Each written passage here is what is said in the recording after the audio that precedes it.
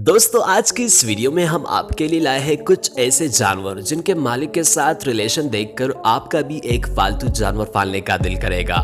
Channel को subscribe करने के साथ साथ बेल आइकन लाजमी दबाएं ताकि इस तरह की मजीद इंटरेस्टिंग वीडियोस आपको देखने को मिलती रहे। कियारा एंड एडोल्फो साल 2014 में मेक्सिको में एक चिड़ियाघर को हमेशा के लिए बंद कर दिया गया था, जिसके बाद वहाँ काम करने वाला एक शख्स जिसका नाम एडोल्फो था, उसी ने वहाँ रहने वाले लायंस को पाला था, वो भी तब जब वो काफी छोटा था। एडोल्फो ने अपने घर के पास पूरे जानवरों को पालने का डिसीजन लिया, लेकिन कानूनी लड़ाई के बाद 7 साल गुजर गए और फिर वो लम्हा आ गया एडोल्फो को लायन से मिलने का।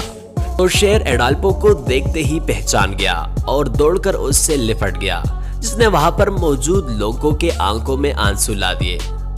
मारिया द गूस एक दिन जब एक शख्स तालाब के नजदीक घूम रहा था, तभी उसका पीछा एक बतख करने लगी, जिसे उसने अपने हाथों से खाना खिलाया।